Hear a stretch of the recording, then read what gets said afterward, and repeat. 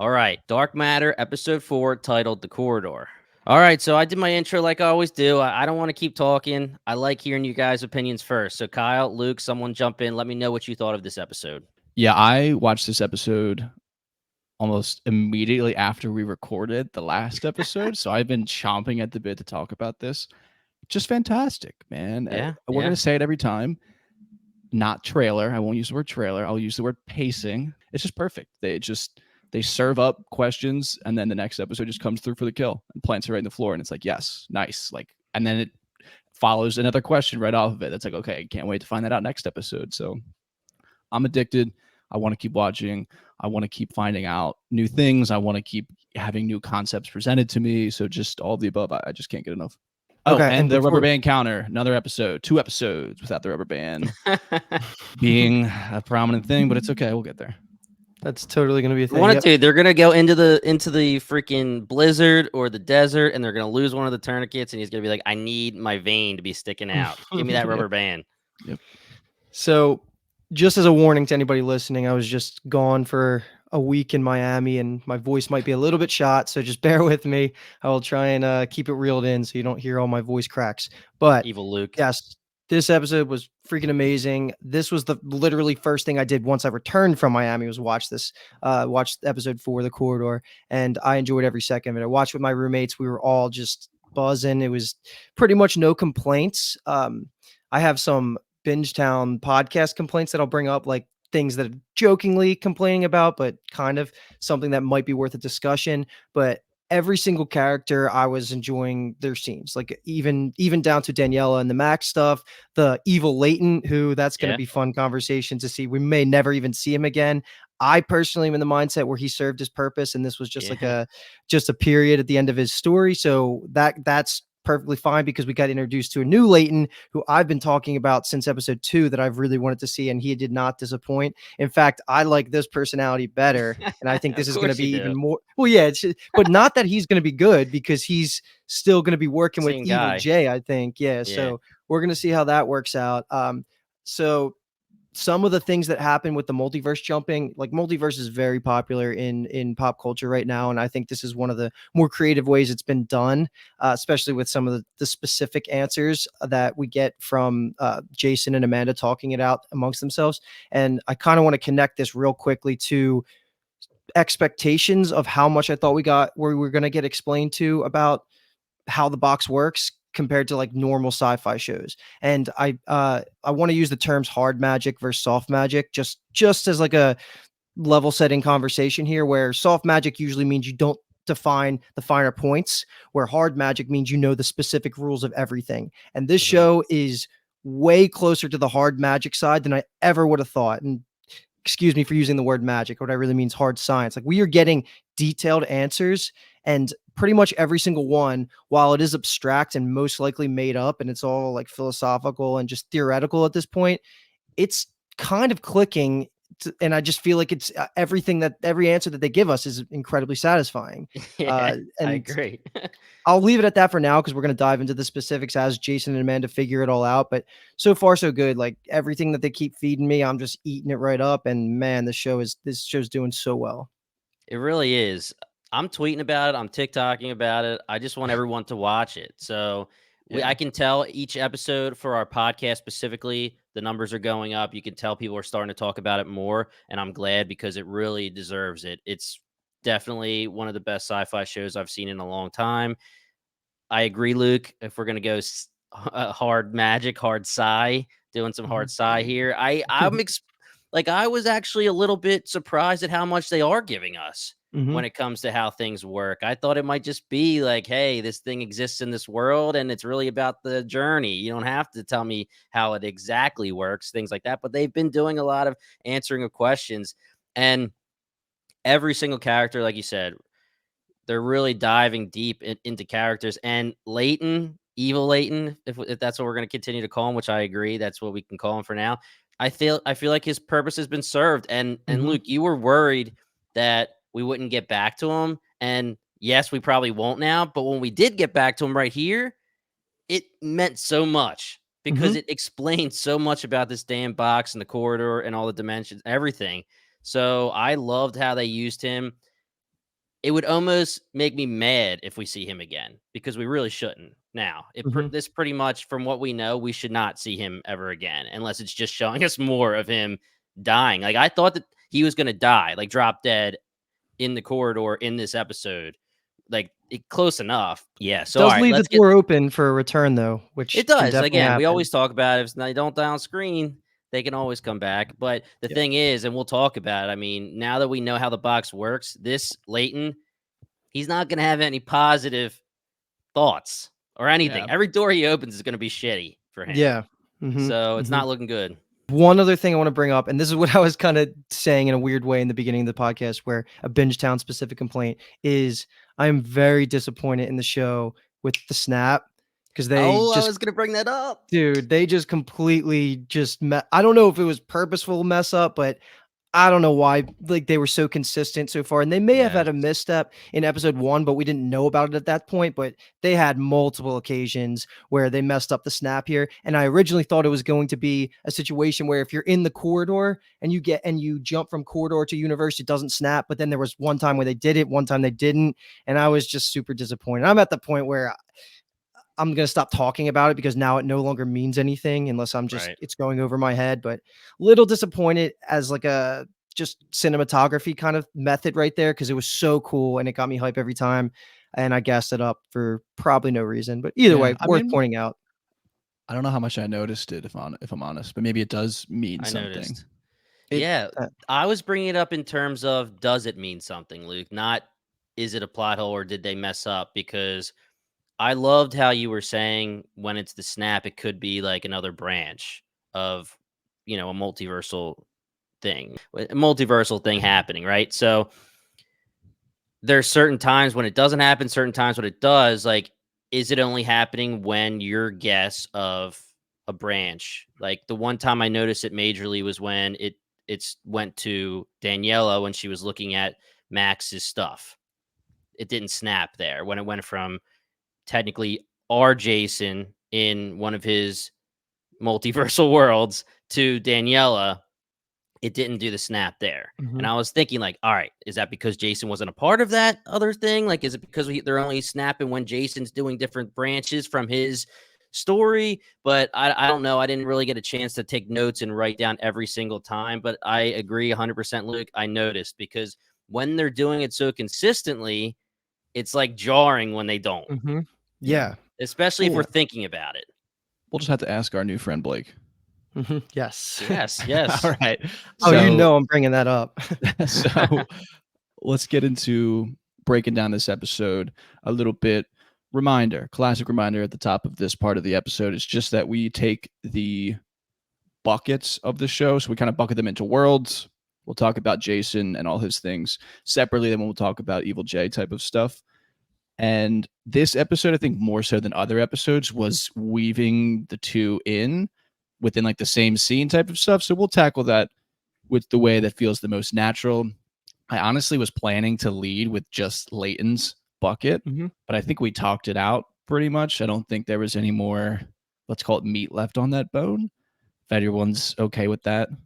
One point I wanted to bring up is I love that we got to see Dawn freaking out again in the beginning. With I knew you. I literally opened the episode up and saw that, and I was like, Luke's going to comment about that. And since he does close out the episode, they did another good job of picking, I think it was Kid Cudi, like the song that plays out. I thought it was pretty awesome, just how they were filming it. And I thought that was a good way to end the episode, because, it was just showing his infinite possibilities of where he can go. And I really hope that was the last we see of him. And I just feel so satisfied with the evil universe no longer being a thing. Yeah, when I first watched it, I thought the look on his face was like him figuring it out. But then the way they shoot the next scene, where it's just like each beat drop is him getting farther and farther and farther from the camera, and I was like, okay, that's not what he was doing. He is just lost in the sauce. Yeah, just a reiteration of how awesome it was to bring him back into the story, just to explain the box and the corridor and everything more to us, because if you think about it based on this episode, like I said earlier in our podcast episode, there's literally no way he should be able to get back unless he can calm down and actually try to figure this out. And we'll talk about how much he should know and how much he doesn't know and all that kind of stuff a little bit later when we get into Evil Jay explaining how it works and stuff like that. But I just loved it. Like, I really was like, I was expecting him, like I said, to drop dead right there because it just makes so much sense now that we know that while he is in desperation mode, while he thinks like, where's Jason? I'm going to die here. Every single door he opens is going to be bad for him. Mhm. So just seeing like his leg broken and limping, I loved it. I thought it was great. Yeah. Agreed. All right. So moving into Jason and Amanda, this first like group of scenes, I just kind of titled it "Here We Go." We're getting into actually adventuring within the corridor. I'm a hallway guy, but the show is corridor, so I guess we'll be corridor. And I'm breaking this out. So like all the scenes where the last scene being they like finally get back into the corridor after they're in like that ash world with the buildings collapsing. And I'm only singling out this one world because I just have some questions. And I'm just like, so I guess just to maybe provide a beginning foundation for a discussion, what happens, do you think, if the building falls on the box when they're in that world and it gets like completely crushed, destroyed? Like they're obviously just fucked, right? Well, my thought would be that the box can't get crushed. Like, I feel like it's like an Yeah. indestructible box. I mean, I know that like Do you mean getting that from buried in the snow like a is, superposition physics thing, or like the materials that it was built yeah, out of? kind of just like both almost. Like mainly just because it looks sturdy as hell, but also I loved how you were saying that once it exists, it's not going to change in that universe. It's going to always be there. It may be buried, it may be underwater, it may be whatever, but it's always going to exist. And I think that gets supported by the one door he randomly opens later in the episode, and you can see Earth is pretty much underground, or everything is buried, and it's the box was still technically there. So I'm fine with that being the solution because it doesn't need to be more complicated. In fact, it probably introduces plot holes if it was damaged in any way, because then I Yep, wouldn't even that's know fair. how to like take it going forward. But yeah, no, that was worth Yeah, because I guess asking. you couldn't go to a world where the box was crushed. Maybe I don't know. Yeah. The Who can fact, say? like Luke said, the fact that you open the door and it's underground, like, yeah, I'm going with it's going to exist no matter what, and it can't be Okay. destroyed. And Soft then magic. this, Back to soft magic. yeah. And then the Mhm. last thing I'll comment on these scenes is just calling out the exact words that Jason uses to describe the hallway and everything, the corridor, I'm sorry, being that it's the manifestation of the mind as it attempts to visually explain something our brains haven't fully evolved to comprehend. So I like I it. like it. Love it. Yeah. I'm in. Count me in. This because this is something I'm just going to say now because we go through there's like a Mhm. string of scenes that I'm sure is coming up. We go through so many Yeah. different worlds. It's probably not even worth theorizing what the reason we go to those worlds are because we don't get a lot in between some of them. But like my Mhm. first initial thought was like, for example, this Ash world. He says something in the corridor right before they go in, like we got to make Oh, I ourselves had harder to Ashworld too. find. Yeah, nice. He says we got to make ourselves harder to find. So I'm thinking like ash covering, like, is that what we kind of leap to? Mm, But then yeah. again, we're not going to get the answers for all these other ones with like the tidal wave world. Like, what was it? What did that mean? Or the Yeah. underground world? It just doesn't really work. But it is cool to theorize because technically there should be an answer of why they opened it up to be those places. Yeah. Yeah, and I mean, they do say also it's what you're thinking and your emotions, so we don't have to outwardly know. I mean, just Right. desperation in general could be manifesting in a million different ways for the first however many doors until finally they land somewhere and then they figure it out. Yes. Yeah. Okay. So yeah, just these next group of scenes, just labeled it experimenting and adventuring. They go to a bunch of different worlds. They find out that the GPS works in all of the worlds and the box is always in the same coordinates. I'm trying to think of what else we get. Yeah, and then this is when like Amanda is running away and Jason mentions that like it's literally infinite possibilities. Like it could be a world where we did make it to the box. That's Yeah. possible. And then they go to that world, all the type of stuff. So, and I guess to list off the worlds, I had like the forested world. We have the sun eater world where the sun's just like almost there and there's no atmosphere. That was pretty fucking cool. I like that Yeah, that visual a was lot. cool. The water Yeah. world, the buried in soil, burned, and then forest with that big animal. I thought that was going to be like a thing, but they kind of closed that door pretty quick. Smartly closed that door pretty Yeah. quickly. But Big crowd, I really man. enjoyed all of the variety that we got. Agreed. I thought it was awesome. And I do want to give some props to Dark Matter, the writers. Blake, everybody who made these decisions, because again, I haven't read the book, so I don't know how much they explain in the books as well. But going back to Luke, Hard, Sci, I was watching this and I was like, so what's going to be the deal with Lavender Fairy? Are they going to have to take the drug every single time? Is it going to it should last longer? So they should open, like, I'm literally thinking this in my head, being like, they should go back in and the corridor should be there because it's still lasting this long. And it did. And I was like, yes, like, okay, it makes sense. Like, it's a drug that's still in their system and they explain it fully. And I was ready to like talk about this on the pod. Like, come on, explain this to me. And they did it great. So I'm so happy when it comes to that kind of stuff. Yeah. And it's good that they kept with the theme that the first time you take the drug, you have way more of a reaction to it, all the way back to episode 1 when OG Jason passes out. But then again, that never happens again. And then you see the effects happen to Leighton for the first time he's like feeling like dazing, like he's going to pass out. So I like that they make that a thing where you build. Well, I was talking about the No. I was talking about the Jason that Evil Jay gave him. I'm saying he's a vet with drugs. So he's like, oh yeah, he's like, I know what the psychoactive thing is. And then he takes it and he gets like, whoa. But he doesn't pass out because he knows how to deal with some drugs. That's true. And dude, he's trust fund baby, dude. He probably has seen them all, seen every single drug you can ever see. Definitely seen it all. I like to introduce the concept of like watching themselves die. Yes. Because that would obviously fuck you up. Amanda just watches herself get shot, and Jason's trying to explain to her, like, it's not you. It could have been you, but it's not you, so it's okay. And I feel like I would be like, holy shit. Oh, yeah.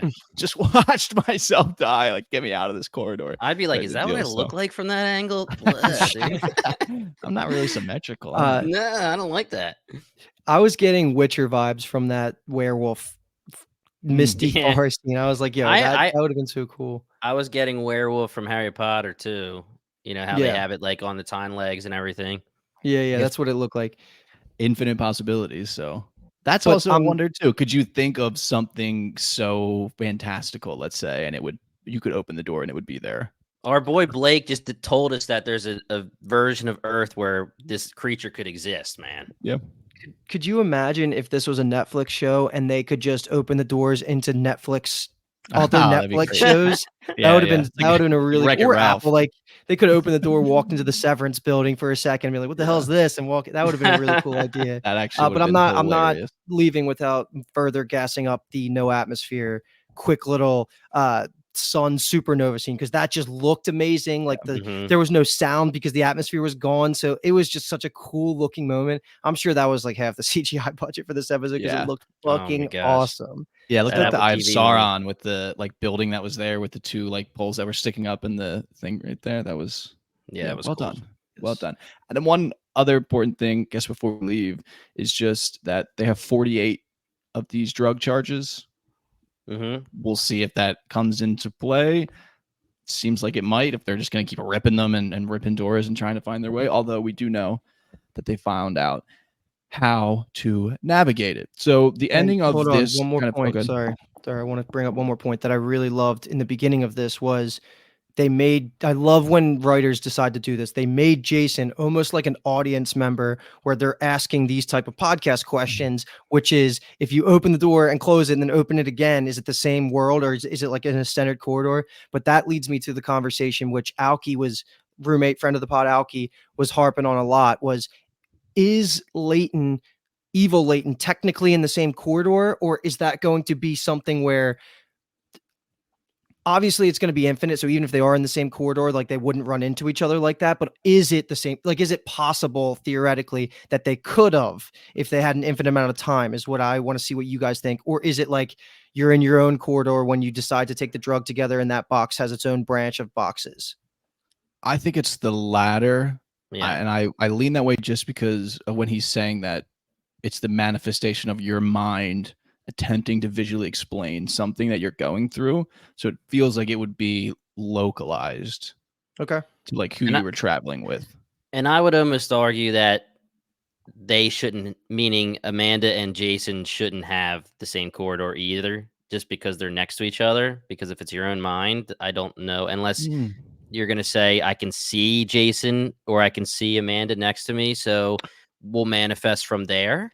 You're literally observing them, so they're with you. Yes, that would be, exactly. Back to the Schrodinger's cat thing, that it would actually it's okay with me that they are in the same Okay. corridor. Okay. Yeah. Yeah. So Yeah. my thoughts were that they were in separate corridors, and I mean, it would be interesting because the only time in this infinite amount of time, infinite amount of doors that you're going to be able to be near each other is if Jason and Amanda open their door from Velocity, never moved, and then waited for Leighton to open his door because that door should be, I guess, technically right Should there be. for the corridor. If you're saying it's the same corridor, Yeah. even though technically anything can be, but anything can be possible technically. Yeah, right. Yeah. Mhm. Yeah. Okay. All right. So these groups of scenes end with Amanda kind of running off into the Blizzard world. And I wrote a note here that says in this one, they go into the box first, and then she opens another door into the world. So I think I was viewing that Really? right, and it's kind of upsetting me. But maybe I was so stuck in like this is what's happening that I'm noticing it wrong. I It doesn't matter don't though. I don't think that's right, but let's check on that. We'll issue a I correction at the top of the next podcast if not. I think that we'll have to issue a correction because I only watched it once because of Well, the screeners okay. and We'll issue in a correction if it's wrong. Yeah, if it's wrong, then we'll give you throw your the whole props show if out. it's right. Yeah. all right, all right. And This sure making sucks. sure. Kyle, you're Just getting making plenty of sure. props, dude. I never Just get making any sure. props. I want some props, but Well, we're no longer allowed to talk about the trailer, so your days are I'm done, done with buddy. the trailer talk. Yeah, props to our listeners letting us know that they agree. They're done with trailers and they don't want to hear us talk about it either Yeah. because they're so Yeah. done with it. Which is totally, I am there. I fully agree. So I But you watched the do get trailer some for the props next later. episode. I'm just kidding. But But yeah. I got you some props later. What's coming up? Yeah. So so my take, and again, I watched it. I had to watch it on my phone because I don't have a Mac, and you can only watch Apple screeners through Apple products. So I can only Wow. watch it through my iPhone. So Jeez. my remembrance was that it was from Jason's point of view, and she opens it, and you see her opening it, and you see the blizzard outside, and she runs into it immediately. Now, again, I watched on my phone. I could be wrong. I only watched it once, but That's all how I I want to remember say, it, by the way. all I want to say is irresponsible as shit for Yeah. our girl Amanda. My Yeah. goodness. Now, I mean, she calls herself out. She says like the whole purpose of her in Velocity is to make sure that the pilots can calm down and can understand the situations and rationalize everything and not go nuts. But I mean, come on. You just went through all these worlds and you saw how dangerous they were, and you just decide to freak out and go through this snow world when, I mean, I really do like, though, the showing of Leighton at the end of the episode and also these parts of the episodes, because if you're not Jason and Amanda, who went in apparently fully ready with the backpack and the compass and this and that, you are done. I mean, you run into Yeah. that snow world, they're pretty much done. They were lucky that they weren't done. Really, really lucky. But yeah, very irresponsible from Amanda to just jump into this freaking snow world and just go. That was the most frustrated I've been with this show to date, and it would have been included in my spiel always at the top of the episode if they didn't have those lines in there about her admitting she was psychotic and she was just kind of breaking right there. So I'm happy that they acknowledged it, because that was like dumb horror movie 101. Speaking of like Scream, like, oh, I'll be right back. I'm going to go to the garage. Like, it's like, come on, like you kind of have to have a vibe here of what's going on. So that was really frustrating for me to watch, especially because like just Amanda should get it. Like you're saying, like she already saw the ash world, the no atmosphere world, the tidal wave world. She should have had a little bit of a grasp. Just at least if you're going to take a step into that snow world, like keep your hand on the box in case something happens. I don't know. And she just runs out. Was running for dear life. Like she was running down the corridor when he was trying to tell her to stop. Like it was just a no thoughts. I'm running. And it was so bad. It was, I mean, that was, I don't want to say the worst world, obviously, because we saw the no atmosphere world and everything like that. But I mean, you're going into basically a world that's you're going to be blind. The box is going to be buried. You don't know at all where any kind of shelter is. You should be dead. Yeah. They got lucky. It was what I wrote down was this is like the day after tomorrow. Then they're like in the house. They have to break into the house. They're burning all this stuff in the house. But I like that, like you're saying, we know true that she is a psychologist. She was very open and honest with herself and him, being like, yeah, like this is exactly what I was thinking, trying to explain everything. And that is what prompts them to basically discover how you can travel in the hallway or in the corridor. Geez. So Yeah. that, I mean, that at least was nice that it led to that. Yeah. It had to lead to Yeah. something. Yeah. Like Yeah. So it led to I that. get. I'm not saying it's bad writing because no, Mhm. I get that you're gonna go nuts. Like it's my thought. I don't. Who am I to say what I would do in that Yeah. scenario? Yeah. Just, Obviously, I would be I'd be marking them cool. I'd down. be I'd be my chilling. notebook. Yeah, Yeah. Yeah. Like, all right, next one. All right, I'd be next one. chilling. I'd be like, yo, man, let's figure this out. Me and you, Jay. Come on. So my question is going to be, now that we've mentioned them figuring out how to travel, we know it has to do with your mental state, what you're thinking, your emotional state. How do we feel about that? Because I know we mentioned at the end of last episode, Jimmy had proposed the idea that what if it just so happened that Evil Jay just like kind of fell into Jason's world. Yeah. And so it's Well- not like that where it was complete chance and luck, but it was, we were saying too that like maybe we wanted a little more Sci. At least I said that. So I'm just curious of what we think about the mental aspect of it. I think it's totally fine because there's also some gray area where we're gonna have to figure out how Evil Jay figured all this out. Like, did Right. he have a couple of close encounters in other universes before he got to the right one, or did he have some reason to believe that just thinking about Daniela and their potential kid Charlie, or kids if he knew about that at the time? Like, is Which that he what didn't. happened? Which he probably didn't. Yeah, exactly. He didn't. So Definitely. Yeah.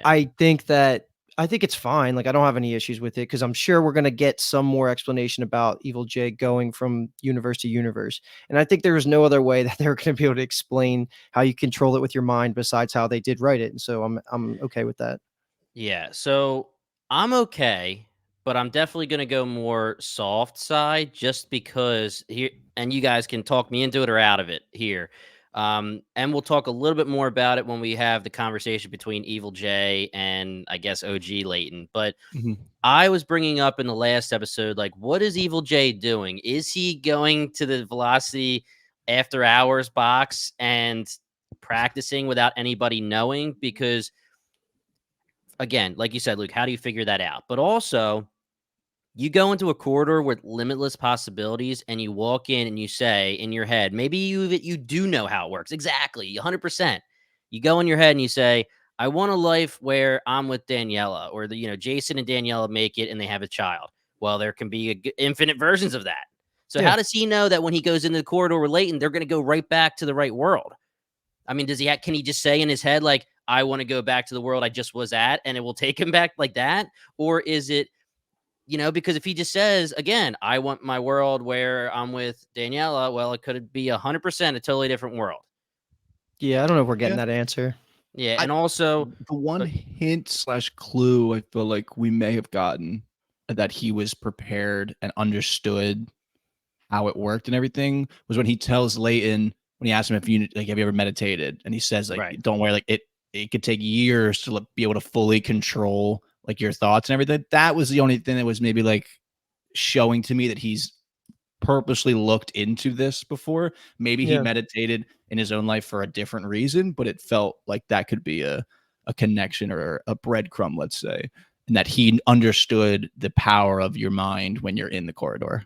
Yeah, like I'm not against if you can just say in your head, clear your mind and say, I want to go back to the world I was just in. Or somehow it's like the room of requirement. Like you have to say it perfectly right, but it will work if you do it. Now, again, to me, it's soft side, but if you explain it in that way, I think I'm fine. It's just that we always talk about these limitless possibilities. So if you just say, I want the world with Daniela, like my thoughts are that he randomly landed on this Daniela world because he may have known and he may have just said, hey, I want a world where Jason ends up with Daniela and has a son and a family. He didn't know what the world was going to be. He just landed somewhere, confirmed it's what he wanted, and then said, okay, I'm staying. And I'm going to retract my statement where I said we're not going to get an answer to that because we obviously are when OG Jason goes back to that world. So it's going to give you an explicit answer, Jimmy, where we're going to see how Jason and Amanda get there. And then in that way, when he's thinking like, just think about home, like, and if it works, then that's the answer. And if it's something more where he's like, think about home and Daniela, and he goes into another universe where Danielle, that's not his Daniela, we're going to know that too. So we are actually going to get an answer for sure. So I don't have the answer, but I definitely think it's going to be shown to us more explicitly soon.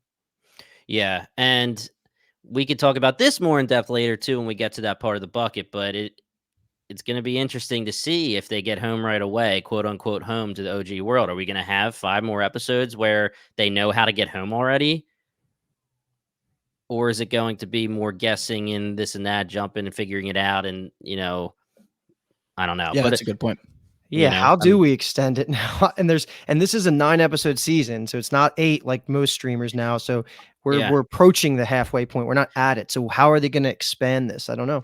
I was fully expecting more time in certain worlds, because I just figured out how are they going to figure this out fast enough, and they kind of did. And we were talking about pacing, and if it makes sense, and if we get some banger episodes, which I'm sure we will, because everything's been great, then I don't care. But the pacing is in a way where I was like not expecting them to be like, okay, we know how to get home now, and they Yeah. may be home next episode. Yeah. And I feel very confident that next episode will allow us to like maybe recalibrate our expectations of how quick they can get home and things like, we'll have a better idea, let's say after next episode, how there could be 9 episodes. Cause I agree with you right now. It feels like they could get home almost right now. Yeah. All right. So the last thing I have in both this bucket and Jason's storyline is just them. Okay. So not the last thing. This is the second to last thing, is that I was glad, going back to the question that kind of spurned all of that, with how satisfied we are with the mind having the influence over what is behind the door. I at first was slightly salty because my theory was dead wrong. But then when they get into the snow world and they use the electromagnetic pulse signature of the box to find the box, and I was like, okay, they threw me a bone there with my theory. So it was like 2% right instead of 100% right. So that was good for me. And They're like, we got to do this for Kyle. Yeah, thanks. Appreciate you guys. And so the next thing will just be this conversation that they have. And I think the best way to cover this conversation is when they're in the hallway, they get out the corridor and they get out of the snow world and everything like that. And they're discussing Jason's life. And this is one of the examples where they're weaving in the Evil J worlds, Evil J scenes with Daniela and things like that. So I think we can cover the Daniela and Charlie at the tree part. Even though it's not in this world, it just feels like it's cleaner that way. So everything where Jason's talking about his life itself, I think is fair game.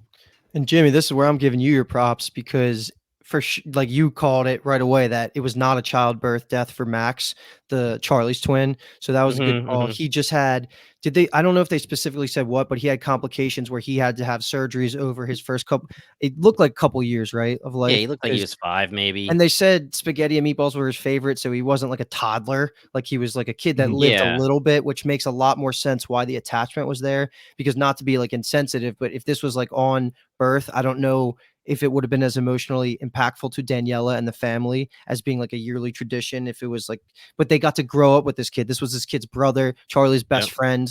So I thought that the emotional beats made a lot of sense. Not really possible to have guessed this from the first couple episodes, I guess, besides that screenshot, which was, I don't even think we guessed it that early. I think you brought it up like maybe episode 3, but it was still good to see some emotion. And then this was also a way for Amanda and OG Jason to kind of connect and talk about Evil Jay's personality. And I have to lump that in here too, right? Because that's the only time we talk about this. I'm really happy that he was unhappy in his life. And I don't mean that from like me being like I love chaos and dark shit. I mean that in like, it wouldn't make sense if he was in this relationship with Amanda in the evil world and like was happy and just wanted to do this. So it makes a lot more sense that he's the most ambitious and driven person she's ever met. He's a genius. He's rich and he has all these things, but he wanted the path not taken. So I thought it all connected really well. And it also gave Amanda a reason to start having OG Jason and Evil Jay as separate entities in her mind, and we can kind of like progress that relationship forward now. So all of it was well done. And then all flowers to Daniela and Charlie.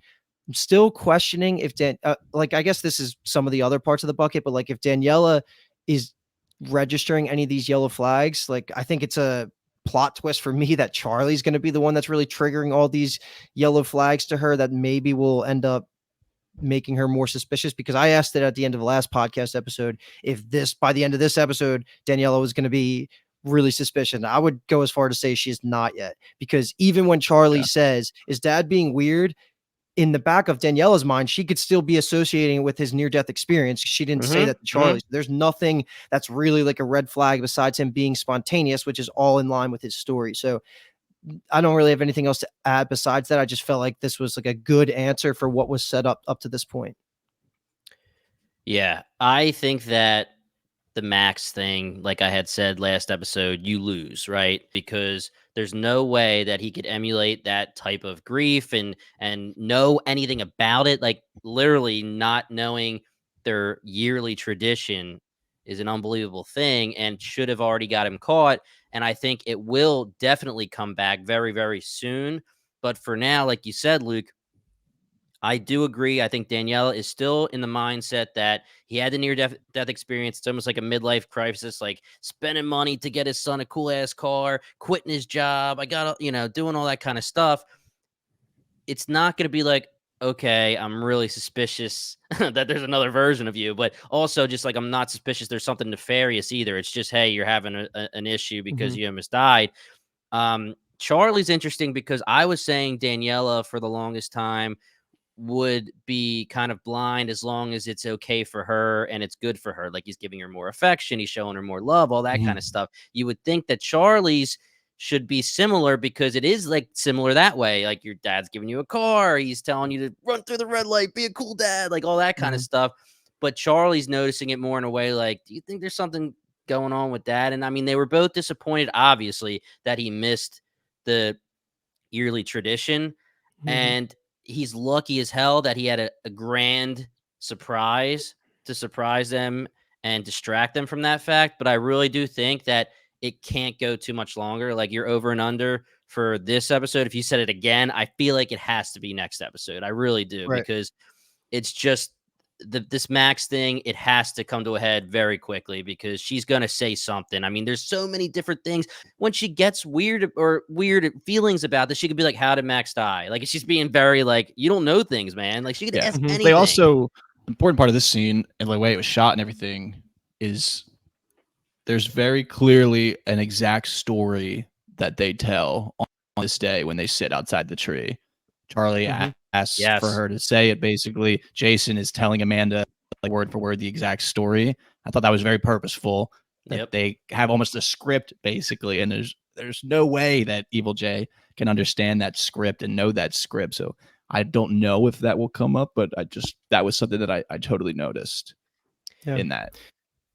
And something interesting too when it comes to what you were saying, Luke, about the conversation between Amanda and OG Jason, where they're trying to figure this all out, right?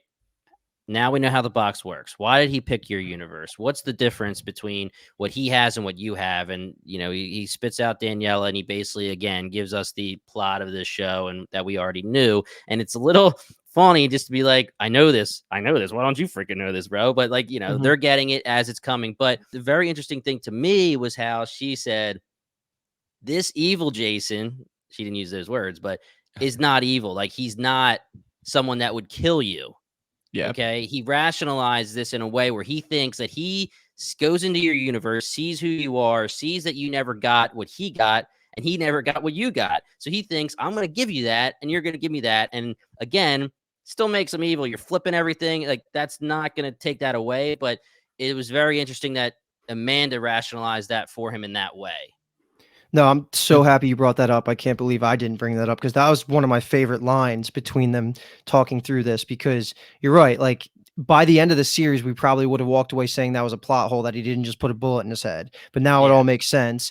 And I do feel a little guilty calling him Evil Jay because maybe he's not super evil, but he's evil. Yeah, he's evil. And it's fairly evil. He's fairly evil. It's not like it's like not evil.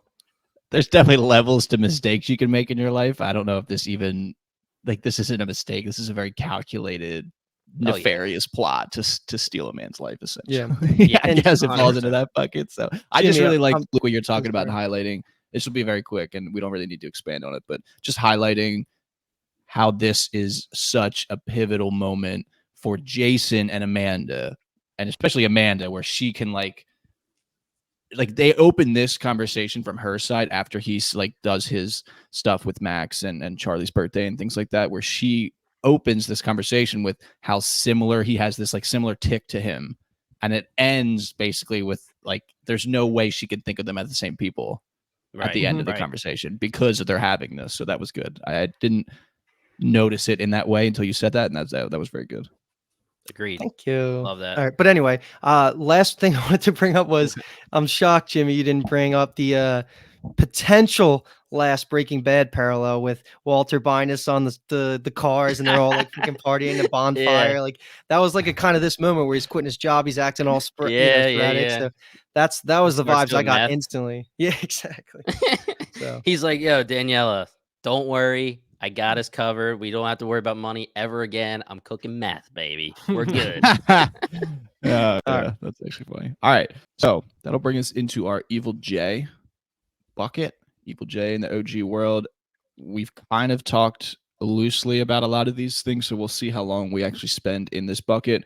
First group of scenes I have is just Cool J. Jimmy pretty much gave us the rundown of this where he's like, this car sucks. Like, we should get a new car. And then he tells Charlie to push it through the yellow light. There's a lot of fucking yellow in that red. That was funny. And then he quits his job, and he tells the administrator it's a slow death in there. So I quit. Like, actually, I can do whatever I want type of stuff. So I don't know if we have any additional comments on those scenes other than I enjoyed them.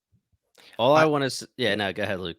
I don't have a lot to say on this, but this is the classroom expectations you had, Kyle, the first time, right? When he walked in, I thought this was going to happen too. Like I thought this was going to be his first introduction. Like, I'm not wasting my time with these kids. Pretty much comes to that realization right away here, but well, they kind of hoodwinked us too, because we were thinking like, like maybe he starts to like this life, and it softens his message. And literally the next time he's in the classroom, he throws a Snapple bottle, breaks it, and quits in like 5 minutes. So like, I need money. I need money. Yeah. I mean, that's funny that you brought that up because that's exactly what I was going to bring up, Luke. So I'm good. It's just the conversation with him and Charlie in the car was the start of me saying it's all downhill just because how you feeling, buddy? You know, just remember it's your birthday too. I want you to be happy. But, you know, he's acting all like cool dad. And you could tell Charlie's like having his somber yearly, you know, my brother died feeling. And again, you will never be able to emulate that. So he loses, but we're waiting for it. Yeah. We are waiting for it. Okay. So post quitting his job, this next group of scenes is I think, probably dive more into these ones. This for me is just OG Layton is shown the way. So we have Evil J shows up to OG Layton's place, convinces him to come take the psychedelic drug, which was very easy to do, even though he's like, I'm not invested in anything, but I'll take the drug. And then shows him the corridor and the possibilities and all that stuff. So I loved this. I don't know why I didn't see it coming. We asked kind of in episode 1, I think, when Jason is in the evil world and he says to Layton, like, I haven't seen you in years or whatever. And we were kind of asking like, okay, what's their relationship about type of thing. I didn't expect us, like, this is insanely fast moving. Oh yeah. For this type of storyline. So this was pretty crazy. So let's say that Jason is what do we want to say? 45? I don't know. I'm bad with age, but just pretend, right?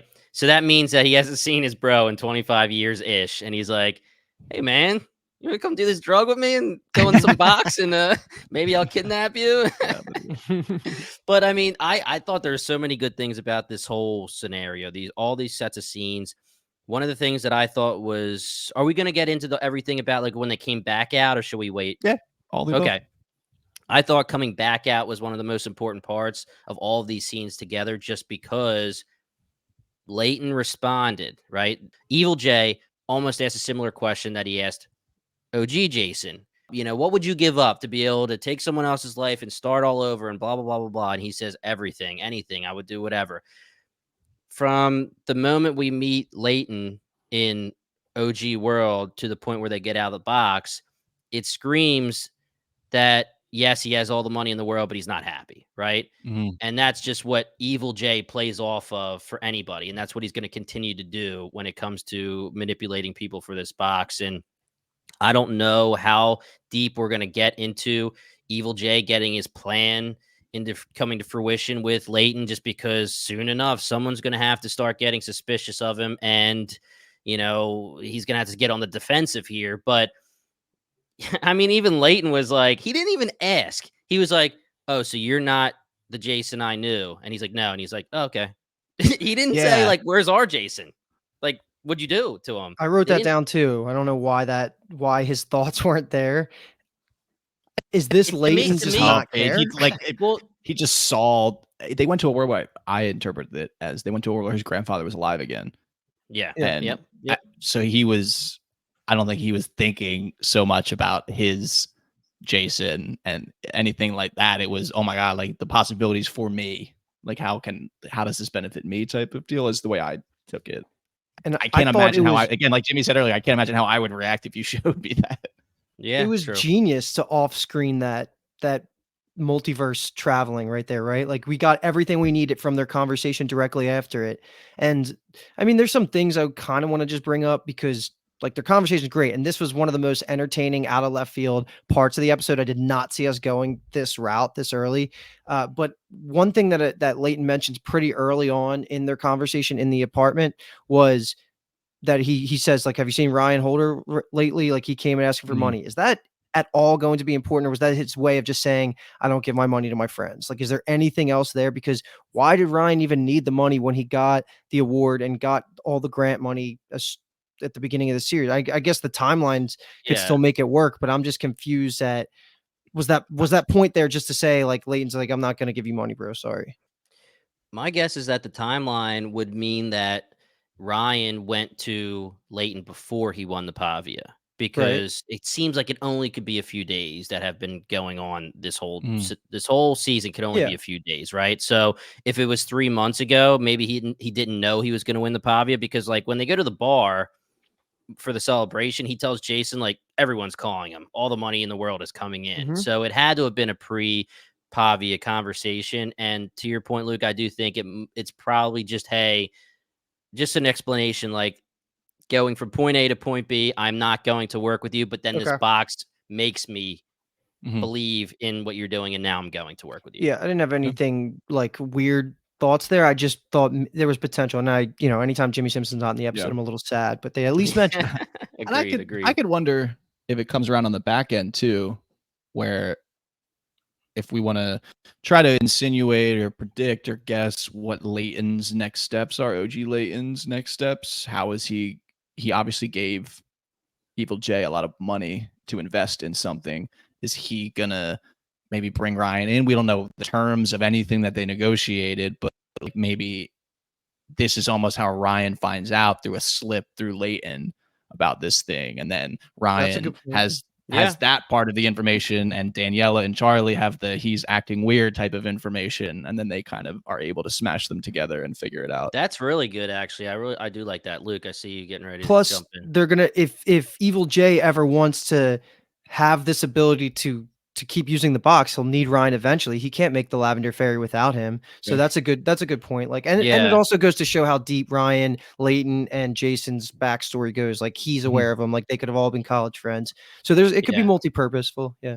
Yeah, and when it comes to what you're saying, Kyle, whether it's Leighton or Evil J, on the Evil J side, again, he doesn't know this Ryan, right? Mhm. And Leighton, he's seeing Evil J, and Evil J is convincing him to go this route without worrying about where the other Jason is. But this Ryan loves OG Jason, right? Mhm. So if you try to either lure him in and say, hey, make Lavender Fairy, or if you're Leighton and you slip up and say, this isn't our Jason, Mhm. Ryan's going to really, really care. Yes, This yeah, Ryan yeah. is going to really, really care. I was shocked when he didn't try to, or I'm sorry, I was shocked when Evil J doesn't try to fight the discovery that he's not the Yeah. freaking Jason from this world. It just felt like maybe it's a way to play for the trust, because then he tells the whole thing of where, we worked a decade together and you were my closest friend, so yeah, that he yeah. would invest. That just feels like a calculated risk, but a big risk. Yeah.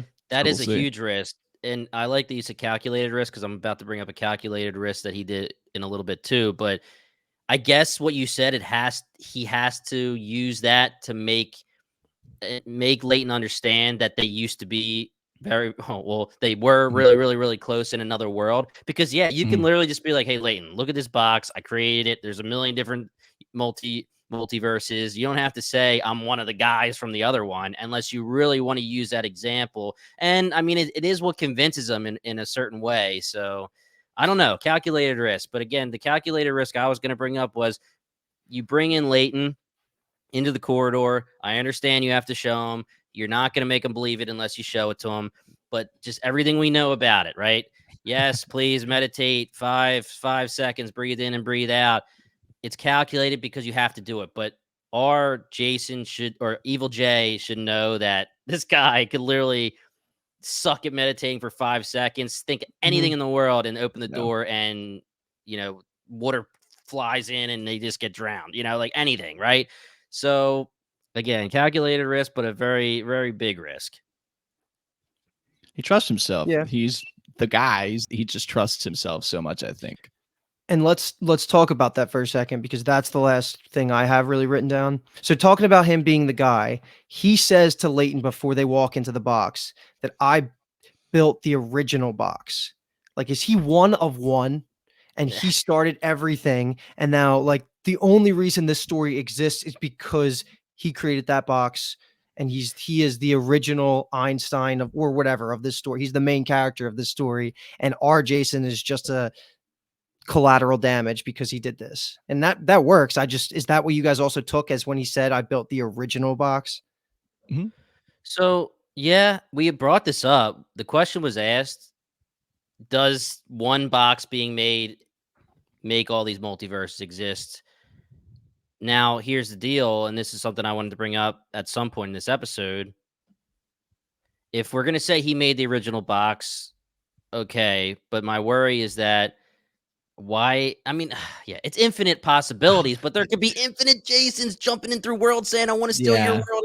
And this, you can't tell me we're not going to see another Jason in this show. We're 100% going to meet a third, fourth, whatever Jason. We have to. There's no freaking way that we're already here 4 episodes in with the possibility of infinite Jasons. We met the one that was with 3 hours prior and Amanda dies. But I just feel like if we're going to already understand how the box works, I feel like there just has to be something to show us when it comes to like the negative possibilities of it. And I mean, it's like multiple, man. Like, I mean, it's infinite. So you don't know how many times it could actually land on your world. But I feel like there should be other Jasons being like, I want your world and I want your world. And crossing paths and shit. I mean, you think with the existence of the 3 hours earlier world, kind of shows us the existence of a different Evil J. No, it's not the same Evil J.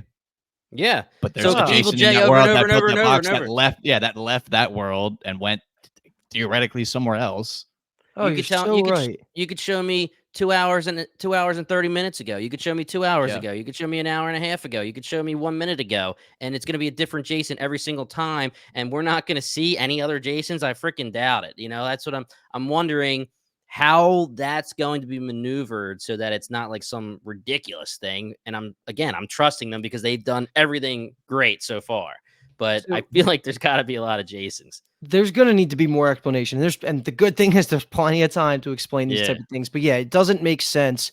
I'm now like kind of just working in my head how you just said that there had to be other Evil J, and I'm doing quotes right now if you're just listening, if there was a 3 hour early version. So you're right. Like the Evil J that we're following might straight up just think he was the one that created the box, but like an infinite amount of other ones created the box. And then just the act of one creating the box created in all the multiverse. So that's fine for now. Like, and it could be a surface level, just, hey man, I'm showing you this box. It takes us to a million dimensions and universes, but I'm the one who created this one, just like A to B convo, just letting them know, more hey, manipulation. Man, this is my box. This is my box, whatever. Yeah. I'm in with that.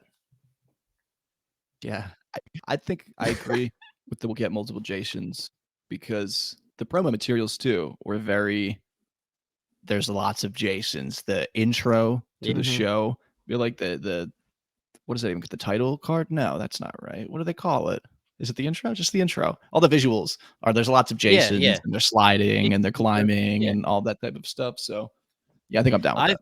The last group of scenes I have is just dinner, a car, and look that could kill. So we talked about this for the most part around everything. Jason, Evil J rather, comes home with the car keys, flowers, bottle of champagne. The one thing that we didn't mention that I just want to call out is him using the phrase, "I was meant for more than this," to her. Yeah. I just thought it was interesting that it was I. Maybe it could have been we. We were meant for more than this. Just that felt like the pronoun choice there. I think with a lot of the decisions he makes just gives you good insight into what he's like as a character. I just liked the writing Yeah. choice there. Yeah, I mean, we've been calling him out since the beginning, Evil J. He's very selfish, very single-minded when it comes to his life. I mean, he comes to Jason's life, OG world, for selfish reasons, right?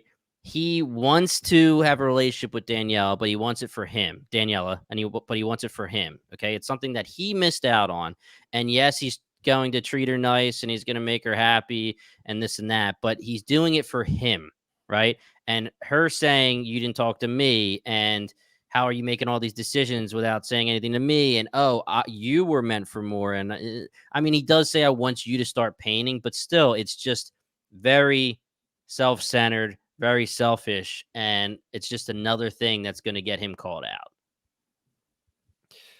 He's getting caught, bro. Come on. Oh yeah, Gonna be next episode, I think, where I don't know. Like, go ahead. Tell Go me ahead. that.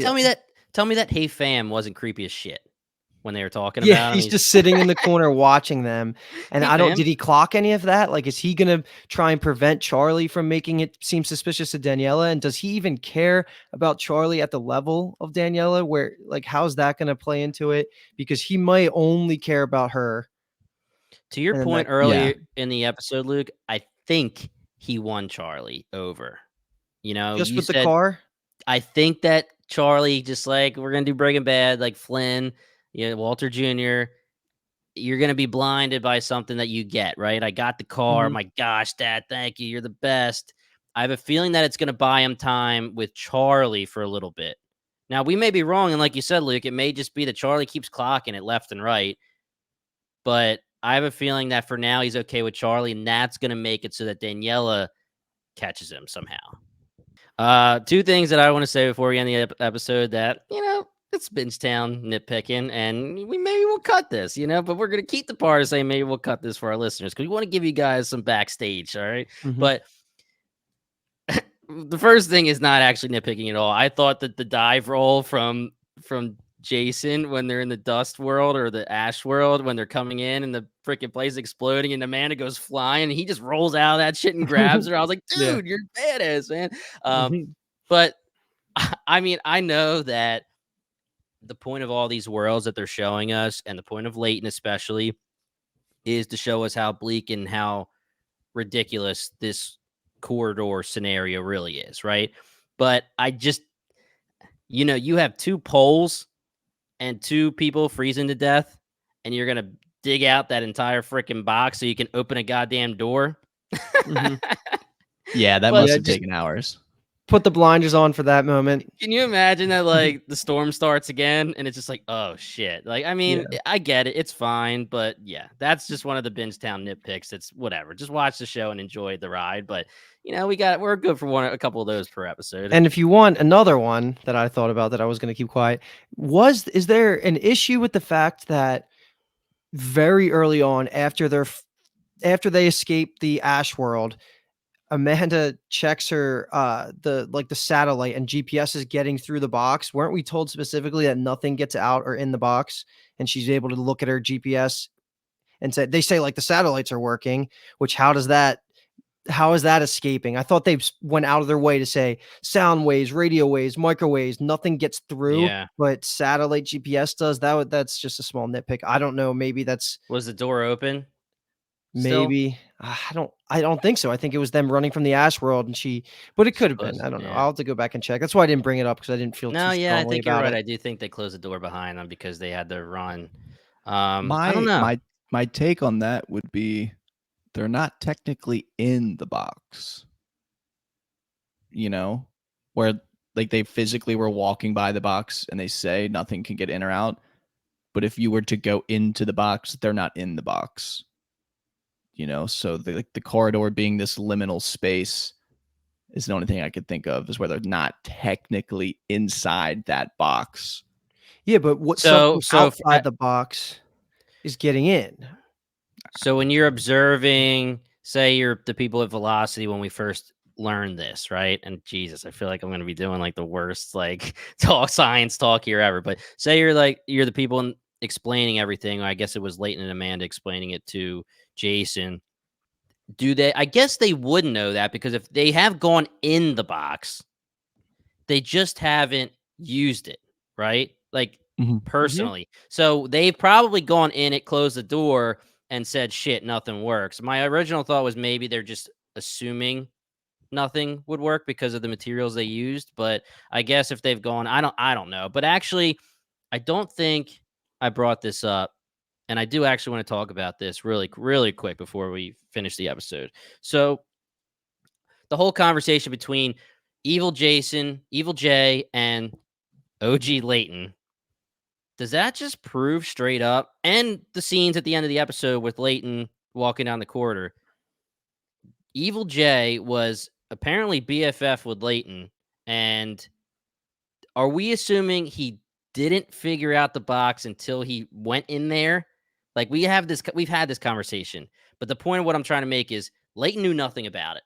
Leighton has no idea how this thing works. Did Evil Jay know and not tell his best friend, or like, was that something he was keeping close to the chest, or did he really figure everything out the moment he ran away and went into that box? Second option's my guess. I'm the first. I think it was very purposeful that he understands how to travel, very calculated, wanted no one to be able to follow him type deal.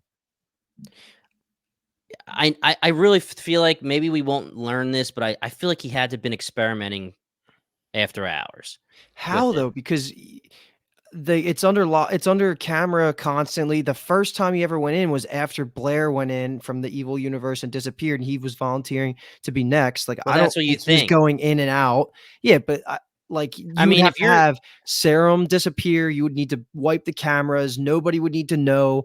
The alarm like shows that it locks for 3 minutes whenever you go in there. I feel like that if that's the case, to me, I need a lot more answers. Like, I need to see things, because that's plot hole fucking city for me. Well, to me, it's almost like it's a lesser of two evils, because I feel like it's plot hole city if you're telling me he figured it out. I mean, Amanda and OG Jason figured it out, and it was doable. I guess. Yeah. So basically, we're assuming that the first time he went in 14 months ago or whatever it was, he didn't just say, hey, I am going, because I mean, he went to evil Daniela, and told her what he's planning on doing. How would you know that's what you're planning on doing unless you know how the box works? Like, if you create this box and say that we have limitless possibilities in theory, but what, you're going to go to Danielle and be like, I think if I go in that box, I can go find a world where you exist and we're going to be together.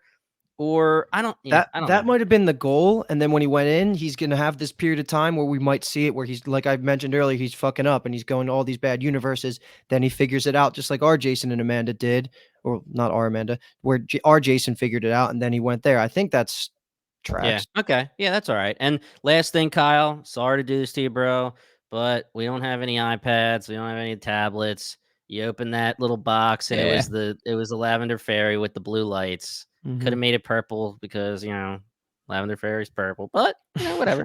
Anyway, shoot or shoot, guys. Shoot or shoot, hit or swing. Dude, that is what we do. Shoot or shoot. I've been striking out a good amount this season, but I'm good for one here and there. We'll find it. But guys, if you like what you heard, check us out at bingetowntv.com. We also created a branch off site of Bingetown TV, bingetowntv.com/podcast, and that will bring you to all of the podcast apps with all of our episodes. You can pick your favorite podcast apps, click on the episode, you're good to go. Easiest way to do it. We also have that specific link in the description as well if you want to listen and find on Spotify, Apple, any of them. Also, if you're watching on YouTube, we appreciate every single one of you guys. Hit that subscribe and like button. It means a lot to the channel, means a lot to us. We have so much coming up in June. The Bear, the Boys, House of the Dragon. Oh, man, we are gearing up for June. So, guys, stick with us. Hit that subscribe button. If you're listening from the Dark Matter feed, just know that we cover Dark Matter right now, but it's also on our main feed. We have a House of the Dragon feed. We have a main Bingetown feed. We have a Boys feed. You can find us anywhere. So stick with us. If you like our coverage, stick with us for all the other shows we covered. Once again, we are Bingetown TV, and thank you so much for listening.